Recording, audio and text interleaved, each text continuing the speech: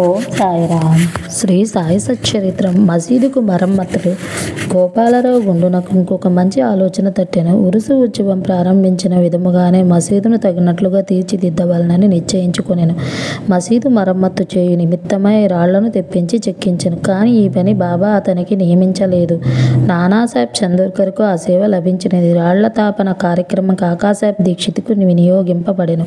మసీదుకు మరమ్మతులు చేయుట మొదట బాబాకి ఇష్టం లేకుండెను. కానీ భక్తుడగు మాల్సాపతి కల్పించుకొని ఎటులనో బాబా అనుమతిని సాధించెను. బాబా చావడిలో పడుకున్న ఒక రాత్రిలో మసీదు నేలను చక్కని రాళ్లతో తాపన చేయుట ముగించిరి. అప్పటి నుండి బాబా గోనెగుడ్డపై కూర్చునుట మాని చిన్న పరుపు మీద కూర్చునివారు.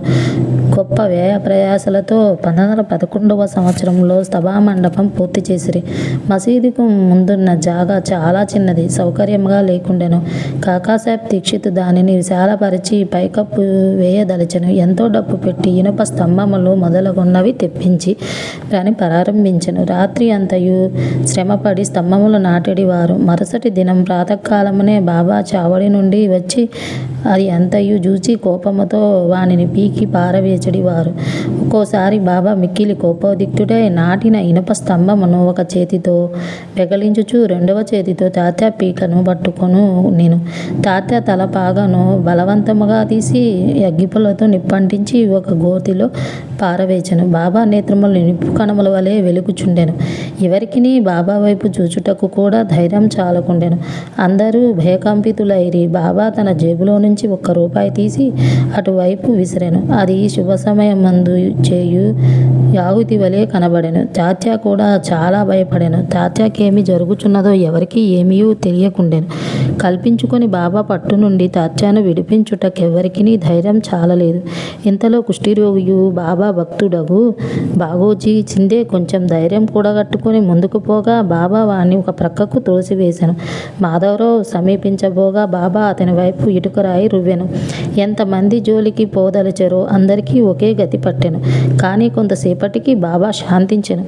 ఒక దుకాణదారుని పిలిపించి వాని వద్ద నుంచి ఒక నగిషి జరిపాగనుకొని తాత్యాను ప్రత్యేకముగా సత్కరించుటకైనట్లు దానిని స్వయంగా తాత్యా తలపాగకు చుట్టెను. బాబా యొక్క ఈ వింత చర్యను చూసిన వారెల్లరూ ఆశ్చర్యమగ్నులైరి. అంత త్వరలో బాబాకిట్లు కోపం వచ్చెను? ఎందుచేత ఈ విధముగా తాత్యాను శిక్షించెను? వారి కోపం తక్షణమే ఎట్లు చల్లబడెను అని అందరూ ఆలోచించుచుండిరి. బాబా ఒక్కొక్కప్పుడు శాంతమూర్తి వలె కనిపించిడి కూర్చుండి అత్యంత ప్రేమానురాగముతో మాట్లాడుచుండువారు. అంతలో నకారణముగా కోపించెడివారు. అటువంటి సంఘటనలు అనేకములు గలవు. కానీ ఏది చెప్పవలెను విషయము తేల్చుకోలేకపోయాను. అందుచే నాకు జ్ఞాపకం వచ్చినప్పుడల్లా ఒకటి చెప్పేదను.